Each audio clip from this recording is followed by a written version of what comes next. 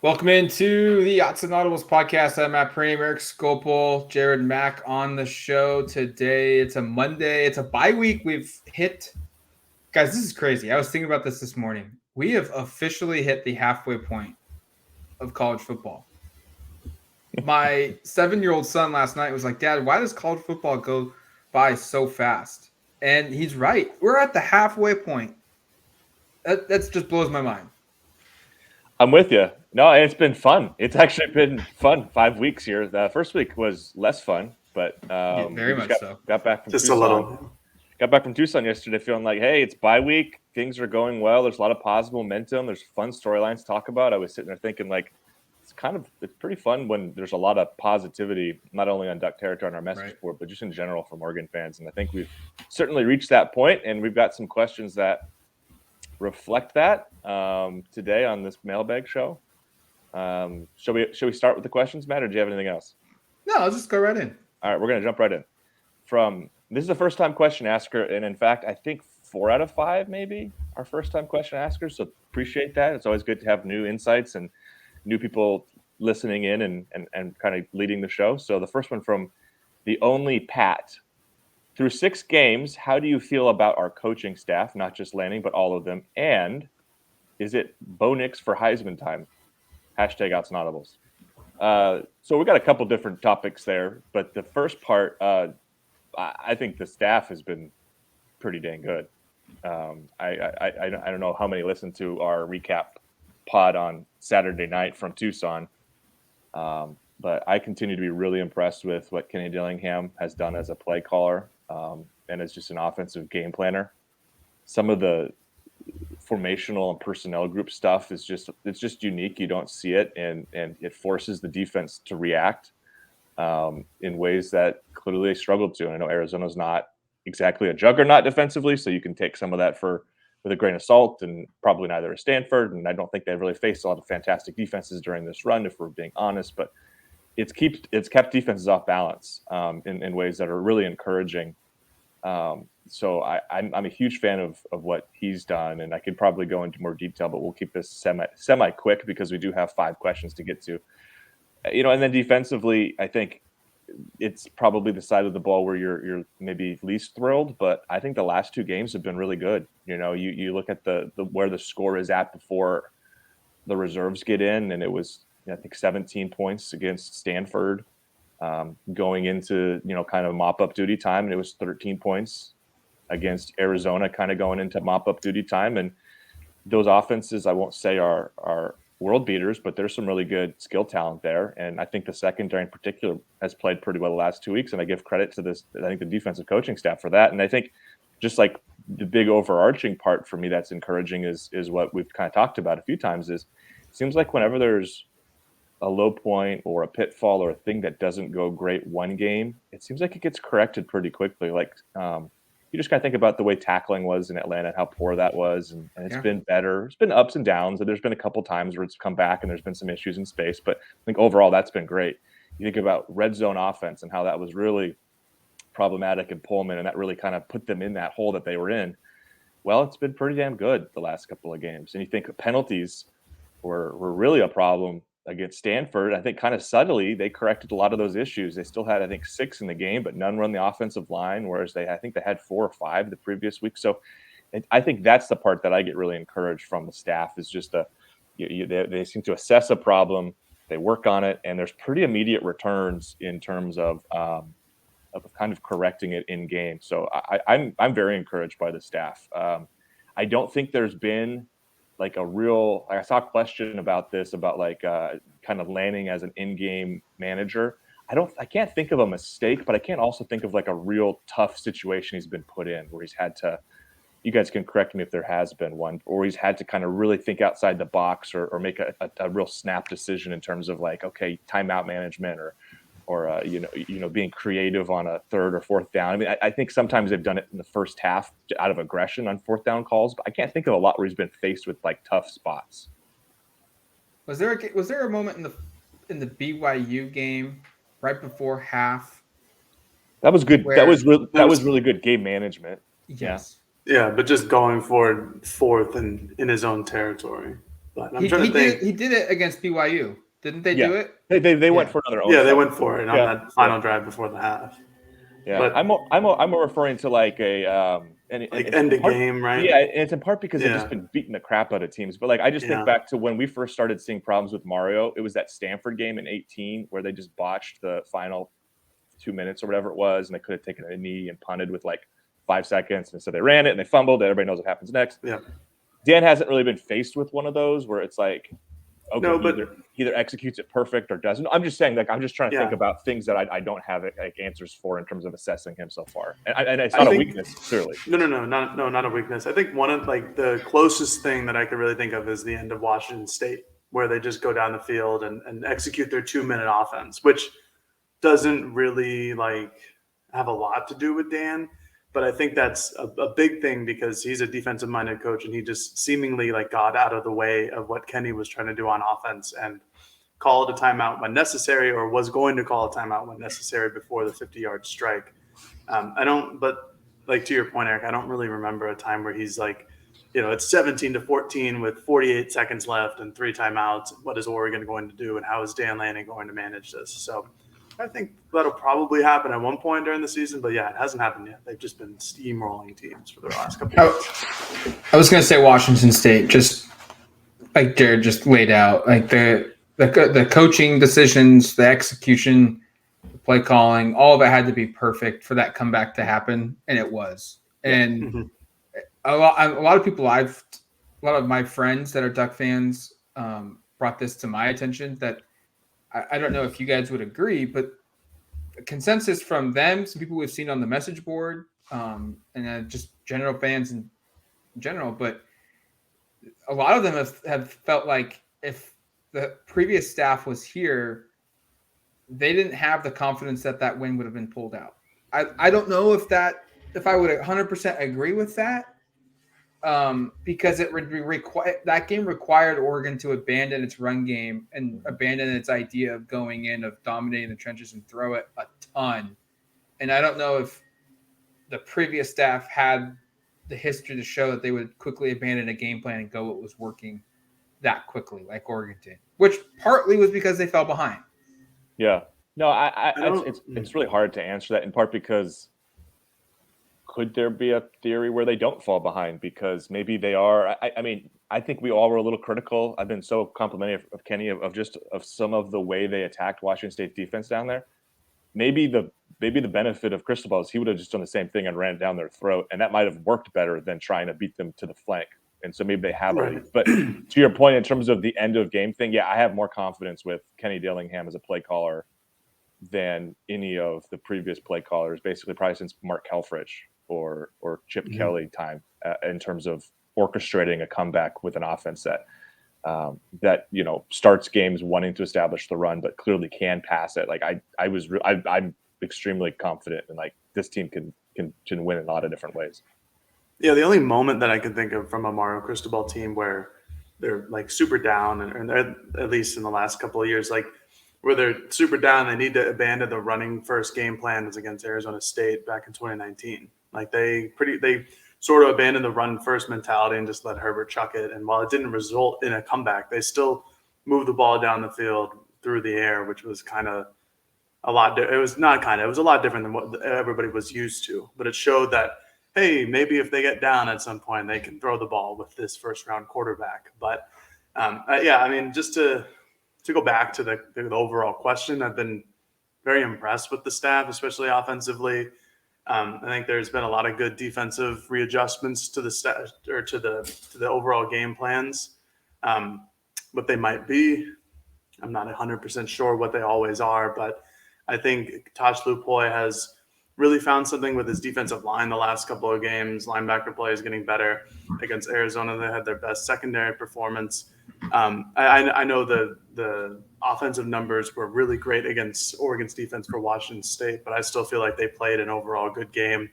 It's just hard when Cam Ward just did what he did and was magical that entire day. And I think, like Erik was mentioning earlier, if they convert in the red zone, then it looks like a completely different score. But overall, I've been really impressed because that was a massive question mark going into the year. It's the first time head coach a quote-unquote first-time offensive coordinator, Tosh Lupoy, who hasn't been a defensive coordinator in a couple of years.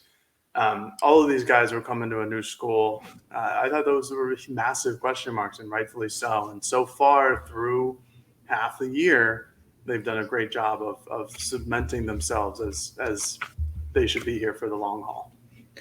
Real quick, I know we don't want to spend so much time on this, but I just looked this up, and this is fascinating to me. 6 games into the season, Oregon already has 4 games in which they've thrown the ball 40 or more times. 41 attempts against Eastern Washington, which was kind of surprising, and then 45 attempts against Washington State.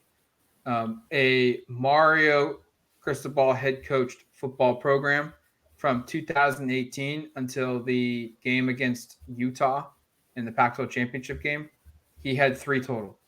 2 came in the 2018 season. Just an interesting tidbit. Yeah, it's notable. Matt, did you have any more thoughts on the coaching staff, or we kind of covered that part? Because we can also get to the Bo Nix part. Yeah, I think I figured we've talked about this enough. I figured you're probably in agreement that the staff's been really impressive, and we should note, just like it's not on the field, but I think the recruiting's been really solid, and we'll see kind of how this plays out down the stretch here. But there's a question later about it. We'll get to some kind of thoughts on recruiting, but I think that's been, pretty impressive as well. To the Bo Nix for Heisman part, I was just looking at the Vegas odds for this. He's plus 5,000. There's about 15 guys ahead of him. It's not like he's playing really, really well. I'm not taking anything away from him. He's been awesome.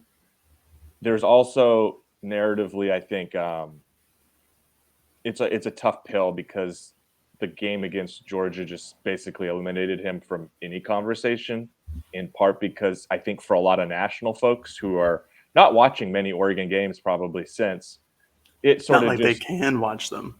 Well, some of them they can. I mean, they've had 2 Pac-12 networks. They've had a couple that have been on national, but you're right. Some of them have not been, and some of them have been late. But I think it just sort of cemented in their minds that Bo Nix is what he is that game kind of cemented some perspectives, rightfully or wrongfully, from that game. So I don't think that's a thing that's going to happen. What I will say is I think he's having statistically potentially the best dual threat year a quarterback at Oregon's had since Marcus. I don't think that's for debate. He's, I think, 8th among quarterbacks nationally in rushing touchdowns. He has 8 already right now, which is, I think, 2 off of second all time from a quarterback besides Marcus Mariota rushing, getting the ball in the end zone.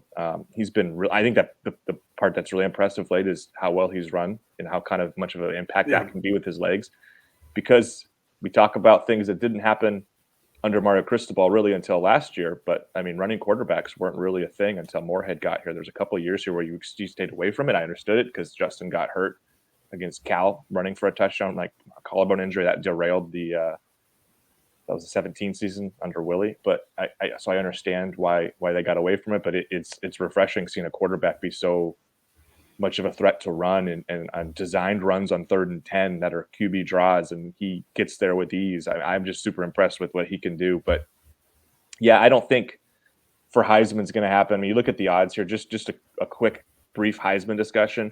CJ Stroud is well ahead of everybody right now. He's minus 140 according to this. I'm looking at a Vegas Insiders article from this morning. His QBR is absolutely incredible. The guy has completed over 70% of his passes, 24 touchdowns, 3 interceptions. His quarterback rating is 208. The next best is TCU's Max Duggan at 194. So he's, I think, kind of outclassed the field early, 6 games in, lock and change. Caleb Williams is number 2. Bryce Young is 3rd. Hendon Hooker 4. DTR is 5. So among Pac-12 quarterbacks, even Bo Nix is 3rd behind the 2 LA guys. So I don't think it's something to really get talking about, but I will say, like, if he has a really, really awesome game against UCLA and maybe he continues finishes this month just on a roll, he might get himself in the conversation where people are talking about him as like a real long shot and more than a plus 5,000 guy. But I would be stunned if he ends up being a guy who makes it to New York as one of the finalists in December. Yeah, I think I'll just keep this pretty short. Like, Bo's playing out of his mind. He's having a tremendous year. Kenny Dillingham is using him perfectly. 20 combined touchdowns between throwing and rushing. CJ Stroud's just on another planet. He's doing this against better competition, and yes, he does have. Sorry, Oregon fans, he does have better wide receivers because he's got 3 or 4 potential first round picks on his team at wide receiver. But he's also just throwing the ball like nobody else in the country right now. And I think Bryce Young at Alabama would be his primary competition, but since he's hurt, Stroud's just running away with it.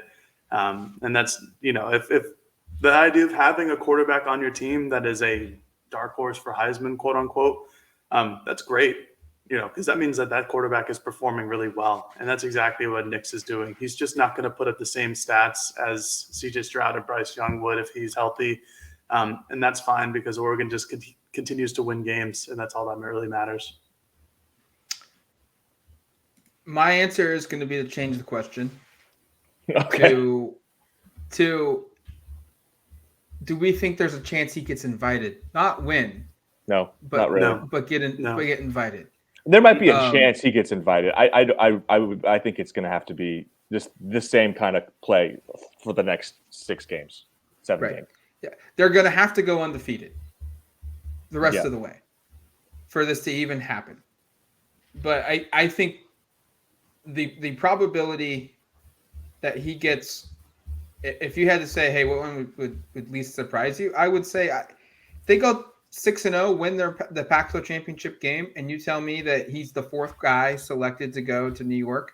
Like, I'd be a little surprised, but it's a scenario I could see playing out. I see no scenario playing out where he's anywhere higher than 4th in the voting. Did you have something there, Jared? Did you get your finger up? UCLA and Oregon's kickoff time has officially been announced for 12:30 p.m. Pacific Standard. Yes! So, thank the Lord. No late game. Let's go. I can't tell you how excited I am. That is the best. It's just beautiful. Oh, sorry. I forgot to mention it is on Fox. So that'll be Fox or FS1. Okay. I'd imagine they'd want that on Fox, I would imagine, considering it could be 2 top 10 teams. But we'll have more UCLA talk. I avoided UCLA questions for this show just because it's like a week out, and I want to give some time to kind of talk about what's happened so far to this season and look a little ahead to like big picture stuff as opposed to UCLA centric. So we're going to hit more of that. I know there's several questions like UCLA related on Twitter, but we'll reach a lot of those on next Monday's show when we get kind of going in on UCLA. But moving on to the next one, it sticks Bo Nix from @DuckDuckDubsDown. Totally hypothetical. There's the kind of questions we love here. Why not? Of course. How would you guys feel if Bo Nix came back for another year? I feel it could cause a transfer to a quarterback, but having him and Dillingham working for 2 years would be awesome. #Autzen Audibles. Sign me up. If he wants to come back, I'm good with it. I'm pretty confident he's better than the players currently on the roster, and if one of them transfers because of it, that's just the way college football works. That's turnover in football is going to happen, and I think Bo's clearly the best quarterback on the roster. I don't think anyone's debating that. And I think having him with Dillingham could make for a really awesome offense next year. So, yeah, I'm 100% in the boat of if Bo Nix wants to come back next year, let's do it. Sure. Yeah. If he wants to come back, I'm like, Erik, sure. Come on home, Bo. That's fine by me. I mean, we just finished talking about how if he does extremely well for the rest of the season, he's a Heisman dark horse and could potentially get invited. That's a really good quarterback in college football. And if that really good quarterback would like to come back and be another really good quarterback and maybe kind of mentor Dante Moore in his freshman season, that'd be great. Come on down, Bo. We'll help pay for some of the amenities. That's great. But if he wants to go, that's his decision. I'm sure he'll make an NFL roster after the season that he's having. So, come on down, Bo. I'm not sure we're paying for the amenities. That might be an NCAA investment. Do you have some sort of NIL fund you're creating for this, or is this? Who knows? The Duck Territory NIL fund. All within, to be clear, $5 together, and to be clear, all within the framework of whatever the NCAA rules are, we would pay for the amenities, which we would not do actually. But Matt, go ahead. So yeah, obviously, if he wants to come back, Oregon's going to welcome him with open arms. Yes, come back, dude. Let's do this again. But the probability of that And here's where it's at, okay? I think at the beginning of the year, you could have argued, hey, have a good year, kind of reclimate your image a little bit, the reputation you have, and then build off that for a fifth season, and maybe your pro potential skyrockets. Maybe you go from a late round pick or an undrafted free agent to having a legitimate spot on a roster. The way he's played this season, I don't know if you want to risk coming back and having even like a 15% dip in production, which would still be pretty good. But because you're playing at such a high level, your stock may never get this high ever again. And you've got to maximize that. So not to flip the question again, but it's almost like, should he come back? I don't think now, the way he's playing right now, I don't think he should entertain this idea. I don't think he should come back. If he continues to hit over 70% of his passes, he continues to stay away from the interceptions, continues to not get sacked, puts up real good numbers from the running game, and his passing numbers are off the charts. Why should you come back? Like, he's playing his way out of, I think, needing to, show more for the NFL, because your stock's never going to be higher. Maximize it. Yeah, if the funny thing here is, here's what won't happen. If Bo finishes this year by getting invited to New York, he's not coming back next year, right? So that's the two. I'm saying, because like you get fans who probably want both to take place. They're like, hey, if he can have an awesome season and like be a Heisman contender, that would be great. But then it'd also be great if he comes back next year. I'm not saying everyone thinks this way, by the way, because clearly that's not the way, but a lot of people think. But that's like one thought process you could go down. That's like the best case scenario. That scenario just won't play out. But the only way I really foresee him actually coming back is if it doesn't go as well down the stretch, maybe. But even there, it's like I feel like he's proven enough this part through his season, and the schedule does get tougher, right? So there's going to be opportunities for him to go against some better defensive teams coming up here down the stretch. So I think that will be kind of some proving ground moments. But yeah, Matt, the question flipper today, flipping the question.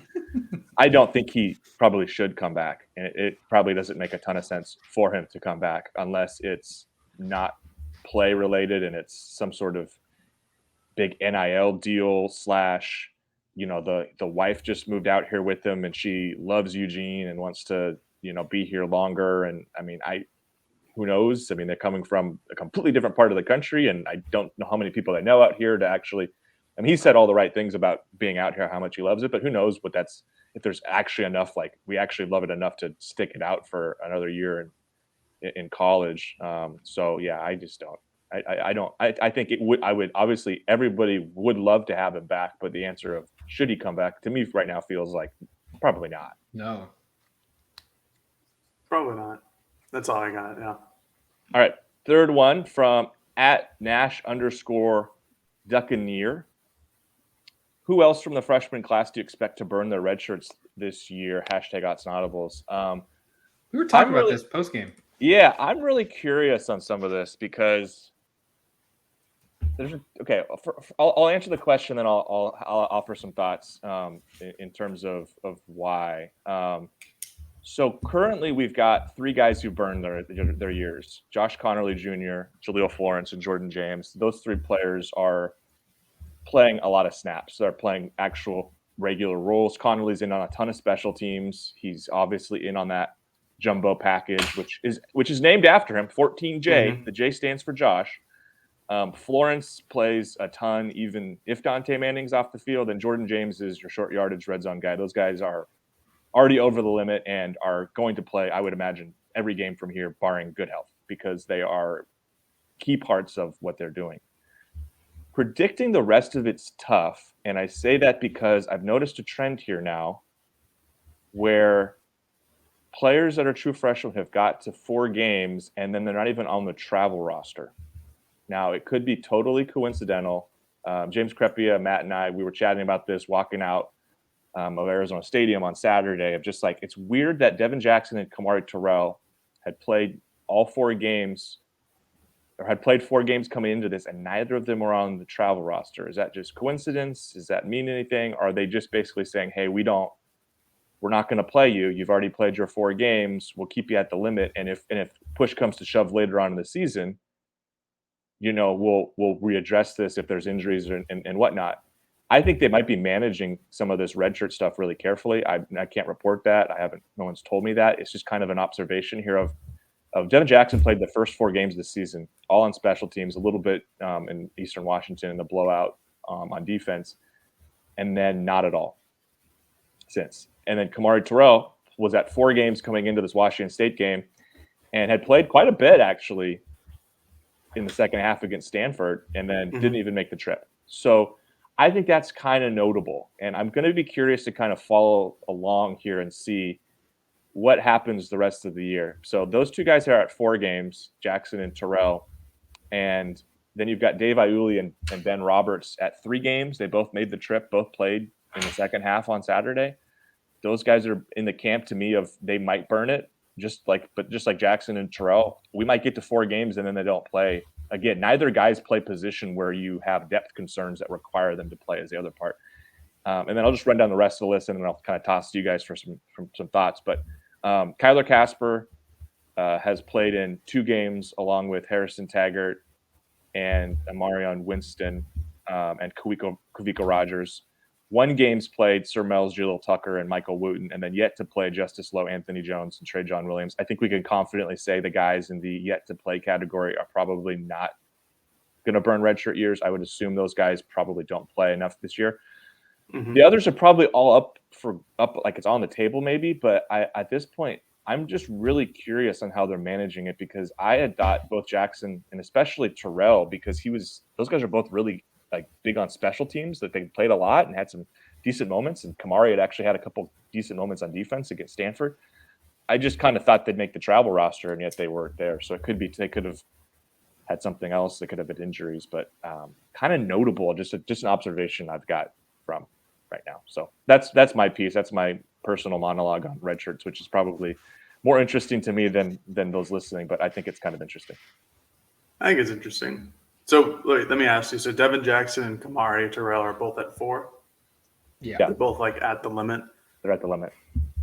That is strange because I think those are 2 spectacular potential special teams guys. I mean, Kamari Terrell he's a gunner. He gets down there fast. And I think almost, every game that I'm fortunate enough to go to, I'm just like, hey, Erik, look at Kamari Terrell. He's like the first guy down there. He's forcing whoever it is, the punt returner, to call a fair catch.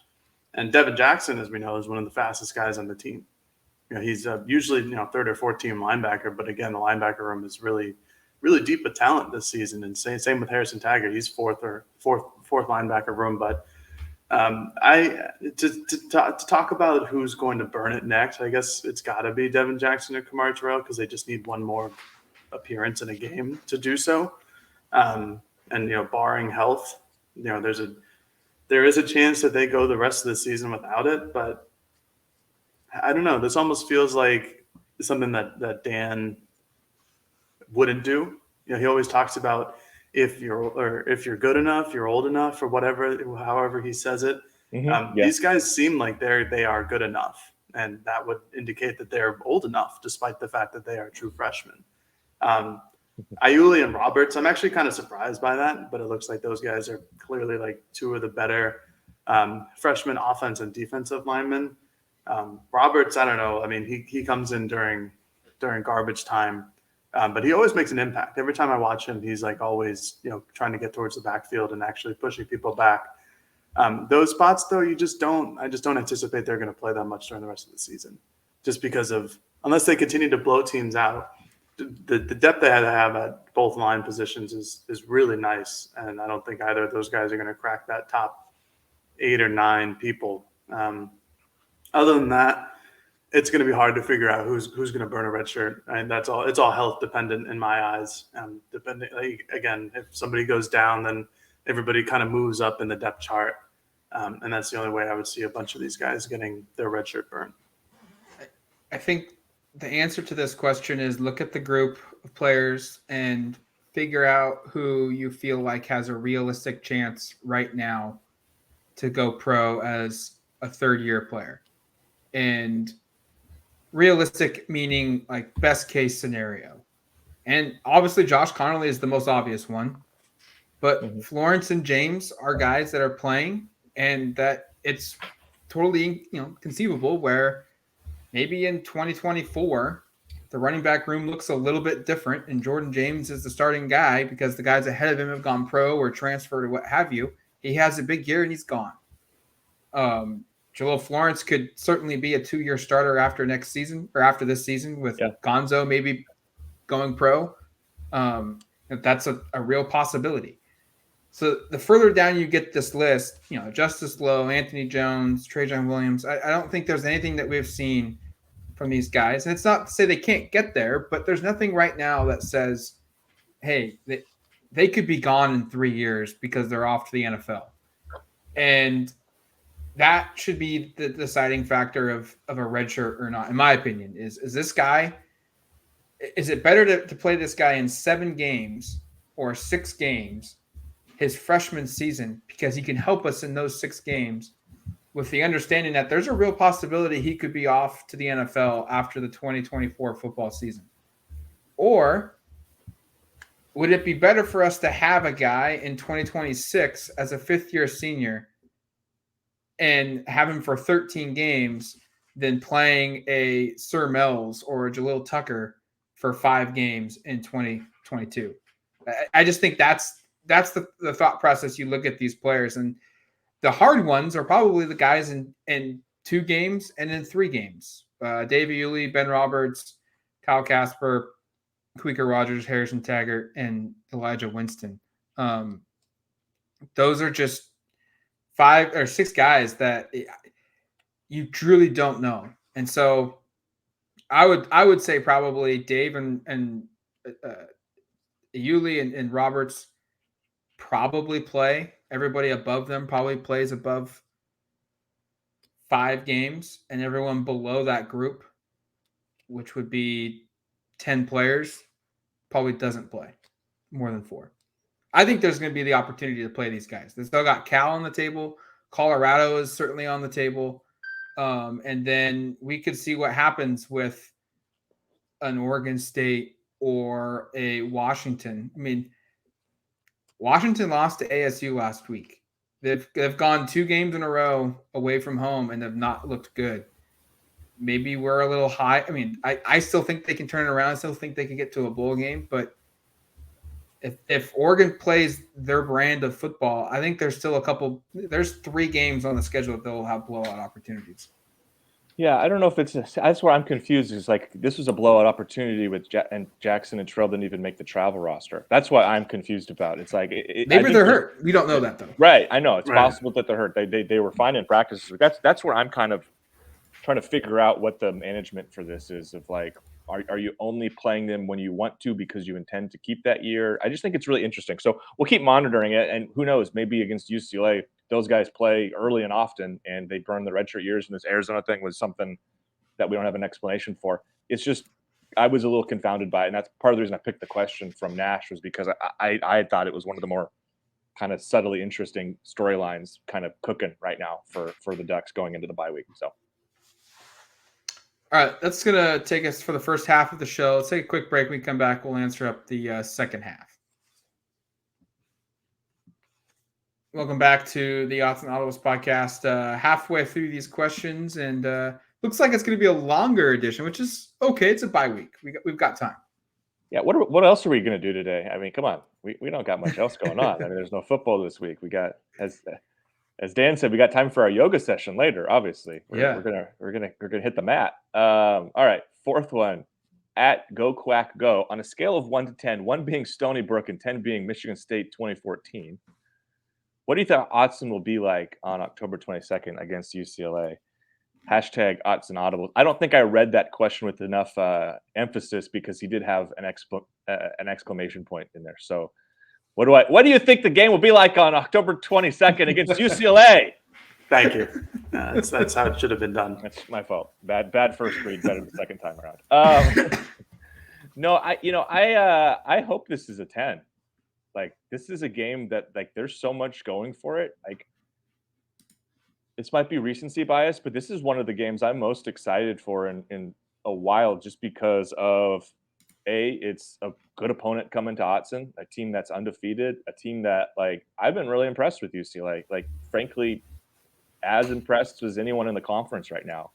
I know they haven't really gone away from home, so kind of consider that part. And the only game away from home I think was that Colorado? It's like their only road game so far. Yeah, which they haven't played against anybody of a pulse away from home. Yeah, so that part is like maybe we'll be let down and this won't be as fun of a game. I mean, that would be an outcome I'm sure Oregon fans would gladly accept, but I expect UCLA to be really good. I expect it to be kind of fun to see Chip Kelly back at Autzen with a team that can really compete with Oregon, and that hasn't been the case. He hasn't beaten Oregon, by the way, since taking over at UCLA. I don't have the Winsipedia in front of me, but I don't think UCLA's beaten Oregon in a while. It might be one of Oregon's. Yeah, pull it up. That might be one of, if not the longest win streaks Oregon has against a conference opponent.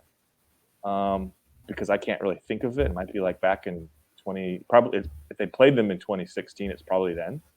But I know Chip hasn't beaten Oregon. So I think it should be. I think the fans should be fired up. I mean, it's students are in town already. They thought they had a great showing against Stanford in terms of showing up and being involved there. This game could mean a lot. It's a 12:30 game too, so it's like it's an opportunity for let's go. I mean, I think we're all thrilled with that.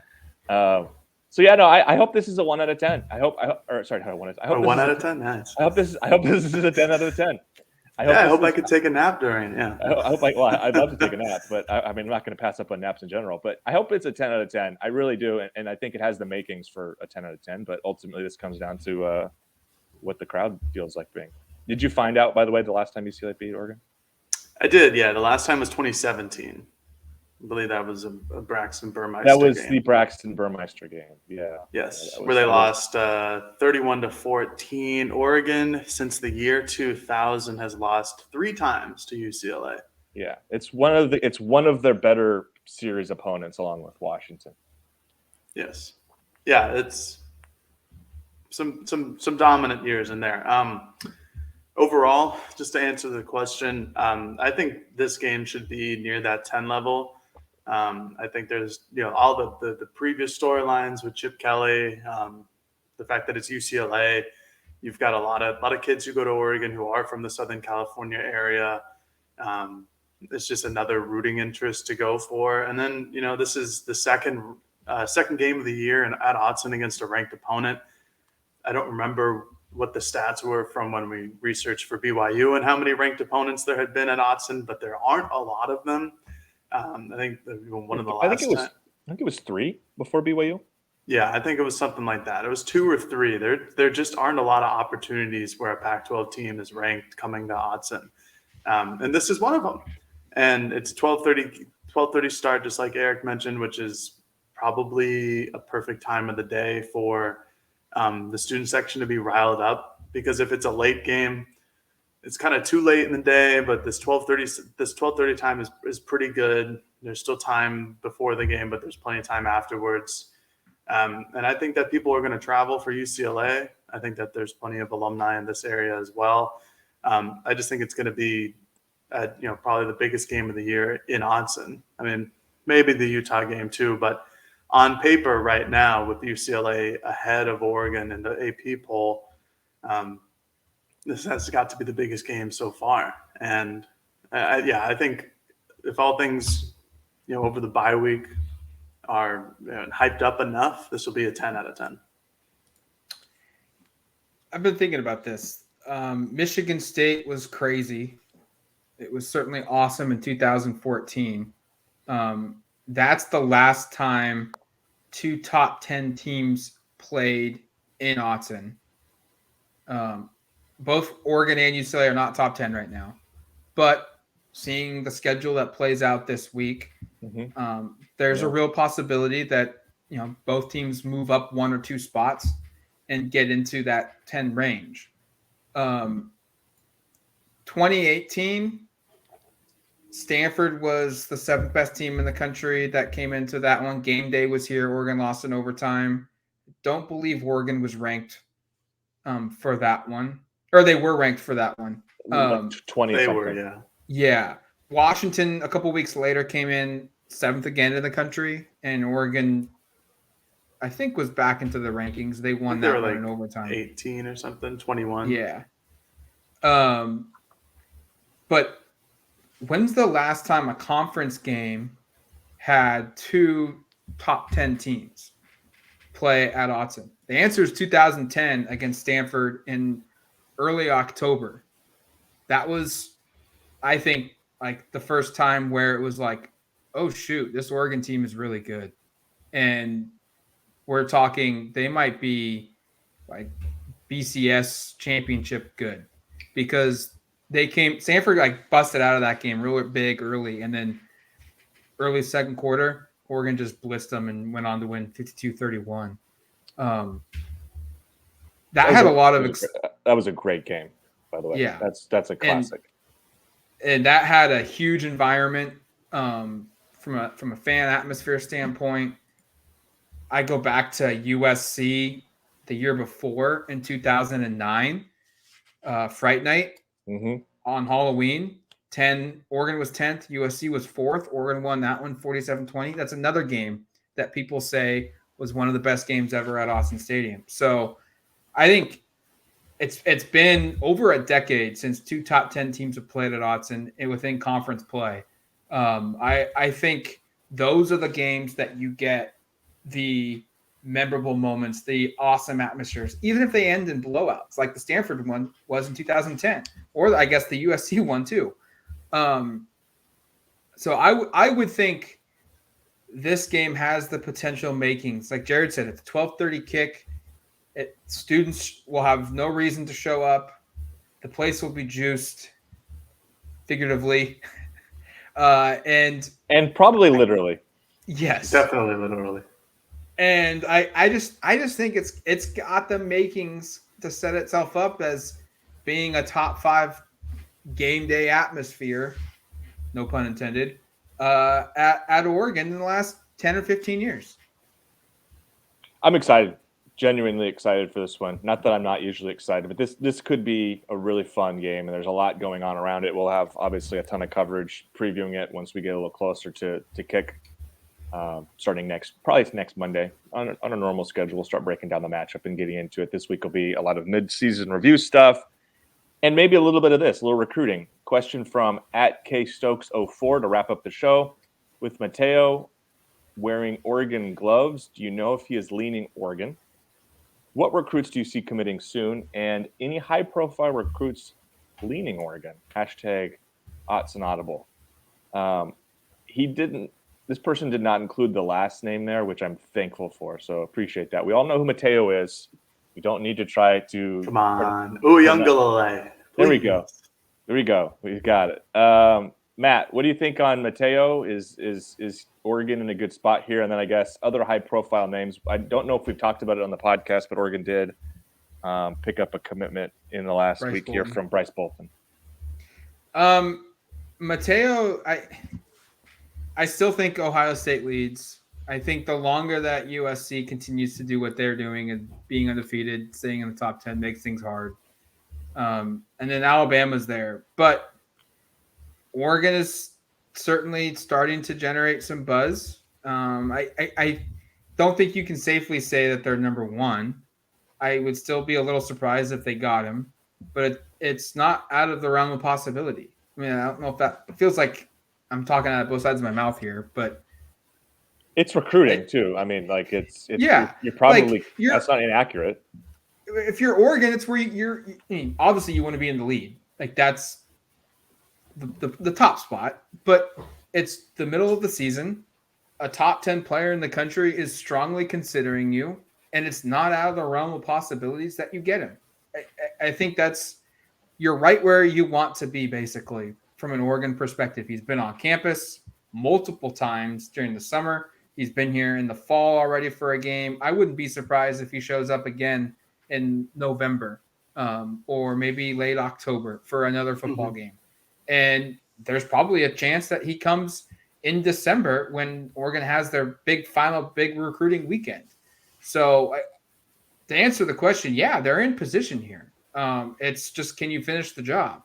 And Lanning's staff has shown that they can finish the job, but you're competing against three of the biggest names in college football, and that's what makes it probably really hard right now to say, yeah, they're going to get him, and be very confident in saying that. I mean, I could sit here and say, yeah, I think they're going to get him, but that's just guessing right now because you're going against Ohio State, USC, and Alabama. All three of those schools have far better traditions than Oregon does, but and two of them are legitimate championship caliber teams, and USC is getting closer to that. So, you're where you want to be if you're Oregon. You're in the hunt. You've got a puncher's chance. Are there any imminent announcements for commitments? I can't think of any. Offensive line. I mean, I think the Bolton one is. No, is someone set to announce in the next week or something for Oregon? Oh, no. That Oregon has a chance. That's what I'm asking. But you go ahead. Yeah, sorry. no. Continue your thoughts. No one's come out and said hey, I'm committing October 15th with Oregon. But I think Iapani Lalu, younger brother of an offensive lineman at Oregon right now, I would be surprised if in the next month he's not committed to Oregon. I think if they're going to take Bolton right now, they know they've got other offensive linemen locked up, and the dominoes are probably going to fall here quickly for that position group because you're not trying to downgrade Bolton, but he's a lower rated guy than some of the ones they're higher rated, involved in, and they need multiple guys. So I think we're going to see some offensive line guys go off the board, one or two more. And then, Spencer Fano is a four-star offensive tackle. He was here a couple weeks ago. Yeah. That would be another name to watch and see what happens. And then Caleb Lomu, who was supposed to be here for the Stanford game, and then Oregon pushed it back to a later time. That would be another player that maybe things circle back here and Oregon goes and gets a commitment. And then on the other side of the ball, Johnny Bowens, defensive lineman committed to Texas A&M. He's been here a couple times. He was just here for the Stanford game. They just offered his high school teammate a four-star receiver. That would be another name that don't have a date, but it wouldn't be out of the realm of possibilities if you heard him flip here in the next 6 weeks. Plus, we're almost to December, middle of December already. We're 2 months away. Things are going to get crazy here. I was going to say, I was just going to point out that currently Oregon's class ranked 13th nationally, top in the Pac-12. USC and Oregon are almost identical classes. Yeah. It's kind of crazy. I think they have the same number of commitments, almost the same 4 and 5 star ratio, the blue chip rate. But Oregon does have 19 verbal commitments here, and I think there is room to add. Matt, would you say between 6, 7? Kind of, does that feel like a fair?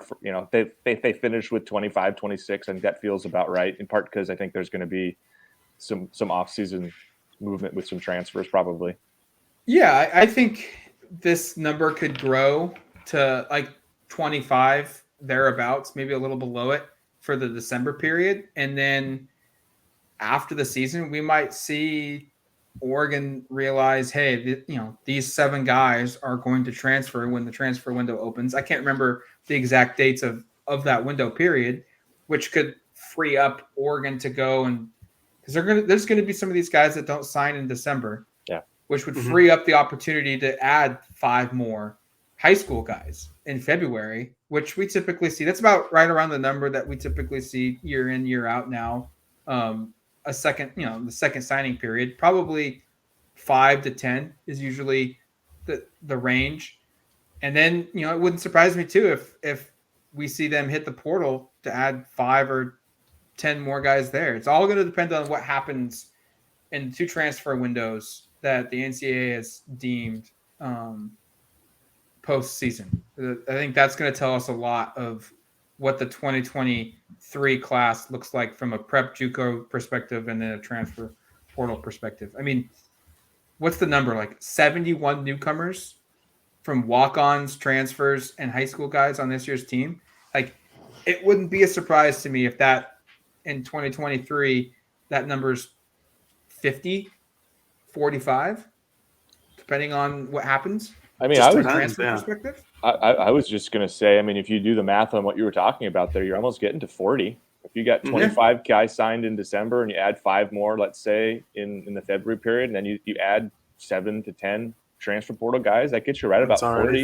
And then you're looking at 10, 12 walk-ons, which is traditionally the number you hit that are new guys. So yeah, 50 newcomers. I bet you that's not a question we've asked Dan. Maybe that's something we talked to him about around the port. And he probably won't give us a definitive answer. Like, we shoot for 48 newcomers every year. That seems very unlikely. Exactly, from Dan. But 48. I maybe we'll have Marshall Malco. Maybe he will be a little bit more not forthcoming on strategy, but kind of like, is there a kind of a number that you? What's a normal turnover? Yeah, what's that look like now? Because it's very different. Not to belabor this because we're kind of wrapping up, but it's very different than when I first started covering Oregon football and recruiting, where it was like you took 20, 25 prep recruits, and then you probably added 8 to 10 transfers. And there's like 30 new guys every year. And if you happen to have 50 somehow, you'd be like, what the hell happened last year? Like, what happened? Something's going on here, because it was a negative. It was definitely a negative, and it was in part because players just didn't transfer at that frequency. I remember it was unheard of basically to have more than like 2 or 3 guys that are new transfers. You're like, wow, we've got all these new guys coming over from all over the country. This is crazy. And now it's like you're kind of behind the times if you don't hit close to double figures. So going to be really interesting to see how Oregon finishes up this class. I think it's in a really good position to not be probably a top 10 class, but I think it's going to land in that 11, 15, 12, 15 kind of range. And you're going to be really, really happy because there's some really top tier guys that are already committed. If they somehow get Mateo, you raise that and you get close to the top 10. But 2 5-stars in any class is awesome. And there's a bunch of really highly regarded 4-stars. And I should note, Matt and I have been talking a couple of times about Tatum Tuioti, who Matt's seen over at Sheldon a few times, and just how good he looks. I know it's against Oregon competition. I'm not trying to diminish Eugene caliber of football, but it's not Southern California or Texas or Georgia or something. But he might be, they're just trying to speak to the depth of the class. So there's some guys that are maybe not 4-stars that I think we still think really highly of that are in this class. Yeah, most certainly. That might be a homework assignment that we do during the bye week, is just go watch some film of mid-season film of Oregon's commits, and maybe just spitballing here, but put some stuff together. I mean, the Tuioti one was, I have a family friend that has a kid on the team, and so I went with them to go watch, and we're friends with the AD at Sheldon too, and we're hanging out with that family, and it's just kind of like, oh crap, he's really good. It wasn't like intended for work. It wasn't a work intended opportunity to watch them. It was just like, oh my God, he's a lot better than I anticipated. He bumped up to a 4-star now in 24/7. So he's the number 1 player in the state of Oregon. Just to talk just for a fraction of a second, I think Oregon's class has a chance to get into the top 10, but it's going to be like 9 or 10. It's not going to be like 5 or 6 or 7. Yeah, right. Teams are already really solidified. They're only 9 points, 9 composite score points off of 8, which is Clemson at 268, Oregon's at 259. But then LSU at 7 is 283. So there's a huge gap between 8 and 7.